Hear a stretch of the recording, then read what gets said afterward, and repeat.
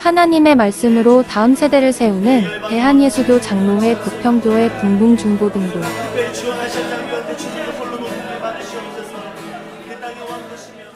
주에 뭐가 있다? 여러분 학교에?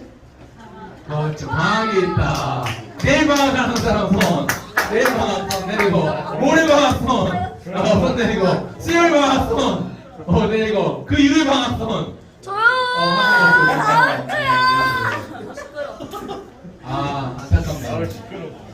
우리 환희를 위로하는 차에서 목사님이 오늘은 선물 환희해 주겠습니다. 24일날 방학이에요. 우리 수련을 가야 되는데 혼자 지금 따로 오게 생겼어요. 지금 24일날 방학하는 한국 바로 먹으면서 와.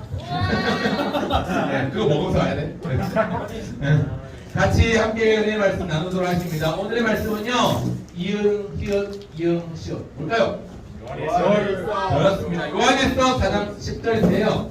같이 한번 보도록 하겠습니다. 같이 한번 읽겠습니다. 사랑은 여기 있으니. 시작! 사랑은 여기 있으니 우리가 하나님을 사랑한 것이 아니며 하나님이 우리를 사랑하사 우리 죄를 사하기 위하여 화목제물로 그 아들을 보내셨습니다. 아멘. 이 말씀은 하나님의 말씀입니다. 하나님의 말씀은 생명의 양식입니다. 믿습니까? 네, 믿습니다. 이제 기말고사가 모두 다 끝이 났지요.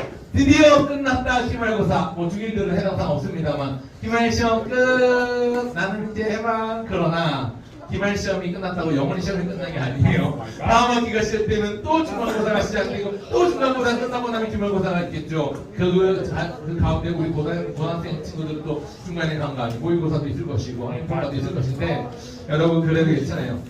우리나라의 입시 제도, 우리나라의 어떤 교육 제도의 현실상 시험 성적으로 내신 등급을 정하게 돼 있어요. 그죠? 그래서 어제 누가 저한테 차 안에서 그런 얘기 하더라고요. 아무리 열심히 해도 6등급밖에 안 돼요. 그래서 안 돼요. 그런 얘기를 한 친구가 있었는데 여기 세일고나 명신여고나 이런 데는 아주 빡세죠. 공부하기가. 그죠? 명신여고 다니는 분이요. 빡세죠. 공부하기. 네, 빡세요. 그래서 학원은 당연하고 학원 마치고 집에 가서도 공부 안 하면 쫓아가기 힘들 정도로 빡세게. 한국고도 그런가요? 널널합니까? 다행이네요. 한국고 널널한데 오늘 널널한 한국고 다니는 정욱이는 몸살이 나는지 안 보이네요. 어제 열심히 운동 안 해요. 열심히 안 했어요. 그렇죠?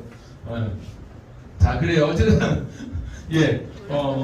우리나라의 입시 제도나 교육제도 현실은요, 시험 성적으로 내신 등급이 정해지고 그걸 가지고 이제 반영이 되는 거죠. 입시에.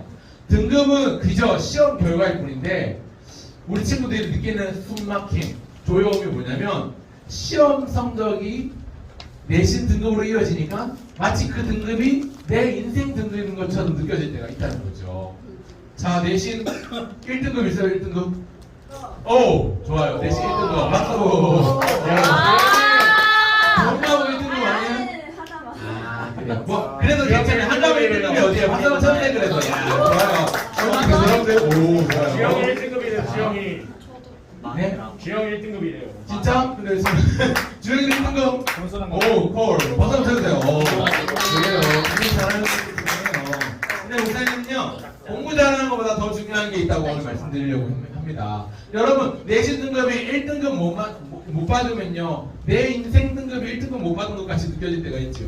사람들은요, 외적인 조건을 가지고 사람을 판단하고 평가합니다. 학교에서 마치 우리가 시험 성적을 가지고 판단을 받는 것처럼 사회에 나가면요, 우리의 스펙이 우리를 판단하고 평가하는 기준이 돼버려요. 여러분 학교 졸업하고 나서 이제 직장에 취업하면요, 취업하기 전에 이제 면접을 보거나 입사 시험을 볼 때 나를 등급 매기는 스펙들이 있어요.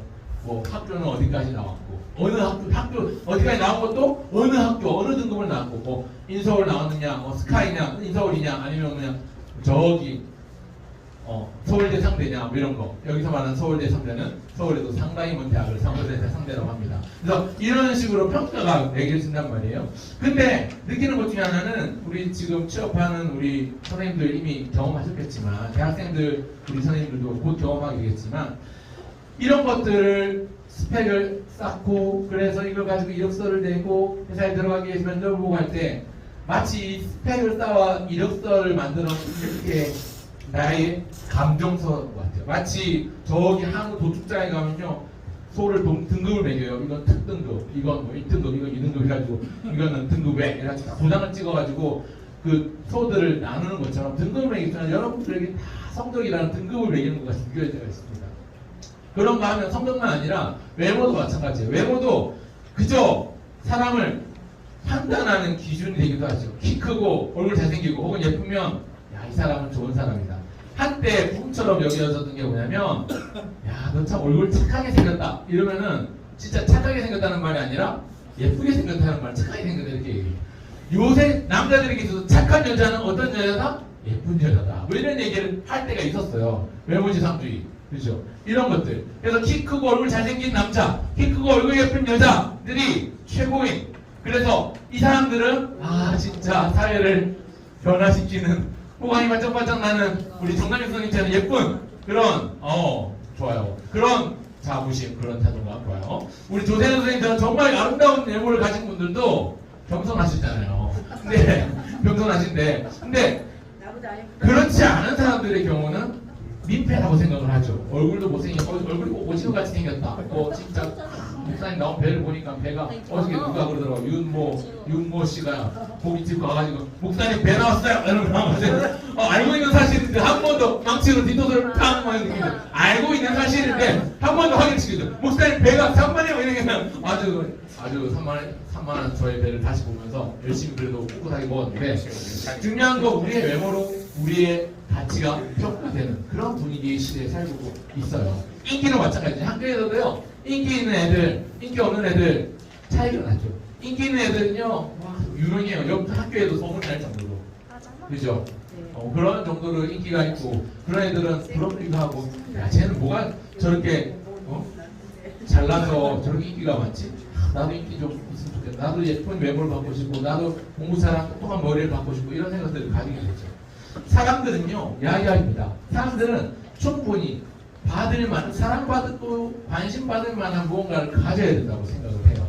그리고 그걸 사랑받기 위해서 관심받기 위해서 자기를 증명해 보려고 하죠. 그래서 머리카락으로 공부도 하고요. 그런 의미에서 자기 외모도 많이 가꾸고요. 막 여기서 이건 어제 모습인데 어제 사진 찍은 겁니다. 홈페이지에 올라와 있어요. 나중에 보시고요. 네. 이 뒷페이지 아니고 사람들은요 사랑받기 위해서 해야 될 일들이 있어요. 1번 공부를 잘한다. 2번 외모를 가꾼다. 3번 헌금을 많이 한다. 4번 신앙생활을 잘한다. 여러분에게 물어보겠습니다. 여러분 하나님의 사랑을 많이 받으려면 어떻게 해야 될까요? 여러분 그걸 잘했어요. 4번 땡.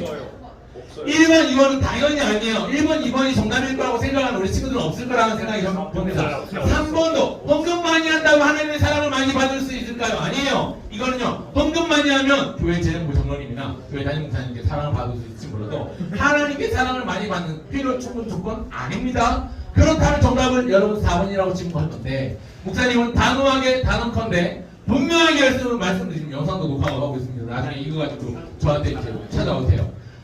신앙생활 잘한다고 하나님의 사랑을 많이 받을 수 있냐? 아니에요. 그것도 틀리다 그래요. 여러분 우리가 뭘 해야 하나님 사랑을 받을 수 있다는 건 우리의 계산이고 우리의 생각이고 우리가 가진 믿음에 대한 편견이에요. 다시 한번 말씀드릴게요. 신앙생활을 잘한다고 여러분들 골랐어요. 방금 4번이라고. 4번도 오답이에요. 사실 하나님의 사랑을 많이 받기 위해서 내가 신앙생활을 잘해야 돼. 내가 신앙생활을 잘하니까 하나님 사랑을 많이 받을 수 있는 거야 라고 생각하는 건 우리의 인간적인 계산에 기인한 생각들입니다. 정답은 여기 없어요. 왜냐면요 하나님이 자녀에게 주시는 사랑은 증명하는 게 아니에요.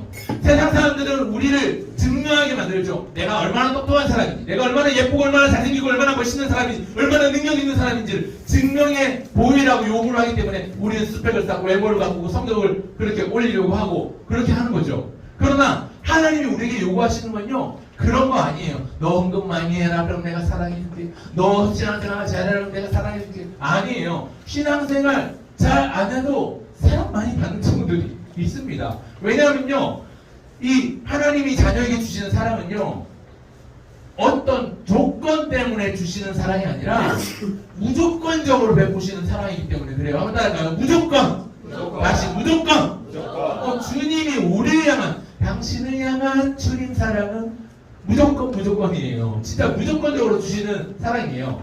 언젠가 이 2002년 월드컵 레전드 이영표 선수가요. 월드컵 이제 해설위원이 됐어요. 선수 은퇴하고 나서. 월드컵 해설을 맡는데 어떤 월드컵에서 이런 이야기를 한 적이 있습니다. 홍명보 감독이 우리나라 대표팀을 맡아서 브라질 월드컵이었던 것 같아요. 그때 브라질 월드컵에 갔을 때 1부 2패 조별예선 탈락이라는 결과를 만들어낼 때 이영표 해설위원이 그 해설에 이런 멘트를 했어요. 월드컵은 경험하는 자리가 아니라 증명해 보이는 자리입니다. 지금 이걸 경험이라고 여기서는 안 됩니다. 우리 선수들 잘해서 증명해 보여야 됩니다. 지난 몇 년 동안 훈련하고 열심히 했던 걸 증명해 보여야 됩니다. 이런 얘기를 했어요. 이 멘트 때문에 이 이영표 선수는 예수님 믿는 사람인데도 홍명보 감독하고 철저히 원수 관계로 2년을 지냈다는 소문이 있어요. 근데 중요한 건 사람들은요 이렇게 증명해 보기를 원하죠. 어떤 대회든 시험이든 무엇이든 증명해 보기를 원해요. 나를 원하는 대기업에서 내가 얼마나 능력 있는 사람인지를 증명해 보기를 원해요. 그래서 자격증 공부도 해야 되고 그래서 토익 토플 점수도 많이 받아야 되고요. 나를 원하는 대학교가 내가 얼마나 좋은 사람인지 내가 그 학교에서 공부할 만한 사람인지를 증명해 보이기 위해서 수능 시험도 치는 거예요. 내신 등급도 그래서 정해지는 거예요. 그런데 하나님이 우리를 향한 사랑은요 증명을 요구하지 않아요. 왜 그런지 아세요? 왜냐하면 하나님의 사랑은 증명이 아니라 믿음으로 받아들이는 것이기 때문에 그렇습니다. 하나님이 우리에게 베풀어 주신 사랑은 하나님 나를 얼마나 사랑하는지 증명해 보여. 그게 아니라 내가 하나님 앞에 내가 하나님 얼마나 사랑하는지 증명해 보여. 헌금 진짜 많이 해야 되겠다. 우리 집 다 팔아가지고 헌금해야 되겠다. 이런 거 증명해 보이는 거 아니에요. 이유가 있는데요. 이유는 뭐냐면요. 하나님 우리에게 먼저 그 사랑을 증명해 보이셨기 때문입니다. 여러분 얼마나 가치로운 사람인지, 여러분이 얼마나 소중한 사람인지, 여러분이 얼마나 귀하고 아름다운 사람인지를 우리를 하여금 알게끔 하셨어요. 하나님께서 한 가지 일을 하셨는데 그게 뭐냐면 세상 하나밖에 없는 존재. 그래서 이름하여 한자로 독생자라고 합니다. 그냥 무당동녀 집에 있는 많은 누나들이 와다가 있는 그런 집의 독자 그런 개념이 아니고요. 세상에 하나밖에 없는 존재, 유일한 존재이신 하나님의 아들 예수님을 우리를 위해서 보내주셨기 때문에 하나님의 사랑이 그와 같다. 하나님이 우리에게 이미 증명해 보이셨다. 예수님을 우리에게 보내주신 것만으로도. 그래서 요한복음 3장은 이렇게 말합니다. 요한일서를 같이 기록한 요한일서도 기록한 사도 요한이 요한복음 3장 16절에 이렇게 말해요. 하나님이 세상을 이처럼 사랑하사. 한번 따라합시다. 이처럼 사랑하사. 자, 여러분 핸들을 꺾어주세요. 손을 이렇게 핸들을 돌리는 거예요. 옆 사람 바라보면서 이처럼 사랑하사. 옆 사람 얼굴에 이렇게 아우라를 만들어주세요. 옆 사람 얼굴 주변으로. 자, 합시다. 이처럼 사랑하사. 이처럼 사랑하사. 옆 사람이 얼마나 사랑스럽고 얼마나 존귀한 존재인지 옆 사람 자체도 나 자신도 몰라요. 그런데 우리 하나님은 알아요. 왜냐하면 우리 하나님께서 아들 예수님을 우리를 위해서 보내주셨기 때문에 어떻게 해요? 이처럼 사랑하사. 하연이를 이처럼 사랑하사, 소윤이를 이처럼 사랑하사, 하율이를 이처럼 사랑하사. 이렇게 귀한 존재로, 이렇게 예쁘고 아름답고 잘생긴 존재로 빚어주셨는데 예수님께서 또한 보이신 것, 하나님이 우리를 이처럼 사랑하셨을 뿐만 아니라 예수님은요 자기의 전부를 주셨어요. 가진 것, 돈, 집 팔아서 생긴 돈, 그리고 자기가 가진 능력, 그래서 병 고쳐주시고 배고플 때 배불리 먹여주실 뿐만 아니라 전부를 주셨다는 말은 자기의 목숨을 내어주셨다는 말입니다. 목숨까지도 내어주셨어요. 심지어 우리는 원래 자격이 없는 죄인이었음에도 불구하고요. 세상의 가치관과 세상의 방법으로는 도무지 이해할 수 없고 자격이라고 1도 갖추지 않은 우리인데 하나님 우리에게 먼저 그 사랑을 증명해 보이셨어요. 그러니까 우리는 하나님께 사랑받을 만한 존재라는 걸 우리가 증명해 보일 필요가 없는 게 하나님이 우리를 사랑하신다는 것을 하나님께서 예수님을 보내심으로 우리에게 증명해 보이셨기 때문에 확실하고 분명하게 우리가 얼마나 소중한 존재인지, 우리가 얼마나 귀한 존재인지, 우리가 얼마나 사랑스러운 존재인지를 증명해 보여주셨기 때문에 우리는 그걸 믿음으로 받아들이기만 하면 되는 거예요. 그런 의미에서 옆 친구와 한번 최소 두 사람에게 그렇게 얘기해 주셔서 축복해 주세요. 너는 정말 귀한 존재야. 이렇게 얘기해 주세요. 넌 정말 소중한 존재야. 넌 정말 아름다운 존재야. 넌 정말 진짜 아까운 존재야. 이렇게 얘기해 주세요. 네. 그래서 말씀을 뵙겠습니다. 여러분 영화 오두막이라는 영화에 보면요 이런 멘트가 있어요. 새는 날게끔 창조되었고 사람은 어떻게 창조되었다고요? 뭘 받게끔? 사랑을 받게끔 창조되었지. 사랑받지 못하고 사는 것은 새에게 있어서 날개를 꺾어버리는 일이야. 새는 날지 못하면 새라고 할 수 없어요. 물론 날지 못하는 새가 있죠. 닭이라든지 뭐 타조라든지 뭐 요새는 그죠, 펭귄이라든지 날지 못하는 새가 있긴 하지만 요새는 비둘기들도 날지 못한다는 소문이 있어요. 돼지가 돼가지고 좀 닭돌기가 됐다는 소문이 있어요. 그래서 비둘기들이 멀리 날지를 못해요. 그래서 너무 무거워가지고 뭐 여러분 한번 지나가는 비둘기나 한번 테스트 해보세요. 멀리 날아가는지 안 날아가는지. 이렇게 하면요 조금 얼짱거리다 말고 걸어가요. 아니면 조금 날더라도 뭐 10m 이상 날아간 비둘기를 제가 최근에 본 적이 없는데 비둘기가 날지 못하겠다는 소문이 있어요. 소문인데 이게 뭐 그냥 소문인지 진짜인지 모르겠어요. 어쨌거나 중요한 건 새에게 있어서 날개를 꺾는 일과 같다고요. 뭐 하는 게? 사람에게 사랑을 받지 못한다는 건 새의 날개를 꺾는 일입니다. 아픔이 우리를 그렇게 만들고 풀지 않으면 창조된 이유마저 잊어버리게 합니다. 그래서 우리를 하여금 우울증에 젖게 하고 슬픔에 빠지게 하고 우리를 하여금 스스로 목숨을 끊을게도 할 수 있는 어떤 가능성의 여지를 만들어 버린다는 거죠.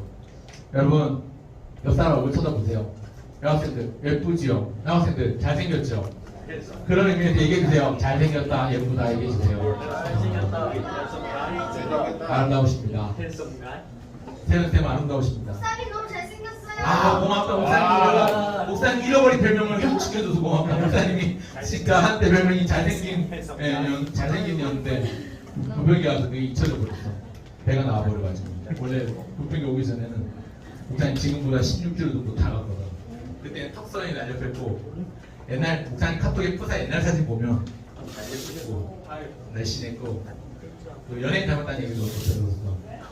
나이 많은 연예인들 어르신들한테는 뭐 권혜영 번호 좀 닮았다 들었었고 젊은 친구들한테는 H 현승민 이런 사람 닮았다. 형 때문에 그런 거 아니에요? 그때 뭐 걔네들이 그 사람들이 날 닮은 거지 그 사람들 닮은 거난 하나님 닮았다 난 예수 닮은 거. 어쨌거나 중요한 건 말씀을 뵙겠습니다. 중요한 게 뭐냐면요. 여러분들 참 소중한 존재라는 건데요. 왜 소중한 존재냐면 오늘 방금 전에 읽었던 것처럼 사랑은 여기 있으니. 사랑은 어디 있냐면 여기 있으니. 한번 따라합시다. 사랑은 다시 사랑은 따라합시다. 손가락으로 사랑은 여기 있으니. 다시요. 사랑은 여기 있으니. 이번에 한 번 더 따라합시다. 사랑은 여기 있으니. 여기 있으니. 우리에게 있으니. 우리가 하나님을 사랑한 것이 아니라 하나님 우리를 사랑하사 우리 죄를 속하기 위하여 화목제물로 그 아들을 보내셨습니다. 한번 따라합시다. 사랑은 여기 있으니 우리가 하나님을 사랑한 것 아니요 하나님이 우리를 사랑하사 우리 죄를 위해 화목제물로 그 아들을 보내셨습니다. 요한에서 4장 10절 말씀은요 이 자체만으로 은혜가 내가 얼마나 못난 존재인지 얼마나 찐따같고 얼마나 오징어같이 생기고 얼마나 세상 존재 세상 인간 말종같이 생겼는지를 알게 하는 구절이 아니라 그 반대 내가 얼마나 소중한 존재이고 얼마나 가치로운 존재이고 얼마나 사랑받을 만한 존재인지를 알게 하는 말씀이에요. 그렇기 때문에 여러분 낮은 자존감을 이렇게 세우고 이제 하나님의 자녀답게 살아갈 수 있게 되기를 주의 이름으로 축원합니다. 들어가겠습니다. 하나님 아버지 은혜와 사랑을 감사합니다. 많은 사람들이 쩌리 인생으로 살아가는 것 같고 하나님 주변을 맴돌다가 별 보잘것없는 흠없는 별로 보잘것없는 초라한 인생으로 살아가는 게 있지만 하나님 우리는 쩌리 인생이 아니라 예수님의 피로 갚고 사신 예수님 짜리 인생임을 기억하면서 한 주간 더 살아갈 수 있도록 인도해 주세요. 하나님 우리 친구들과 함께 있을 때도 선생님과 함께 있을 때도 또 집에서 가족들과 함께 있을 때도 우리가 쩌리 인생이 되는 게 아니라 예수님 짜리 인생이 되어서 세상 가치롭고 고귀한 존재로 존귀한 존재로 귀함받고 예쁨받고 사랑받고 충분히 그럴 만한 존재로 한 주간 살아갈 수 있도록 승리할 수 있도록 우리를 붙들어 주십시오. 하나님께 함께 하실 줄 믿사옵고 거룩하신 예수님의 이름으로 기도합니다. 아멘.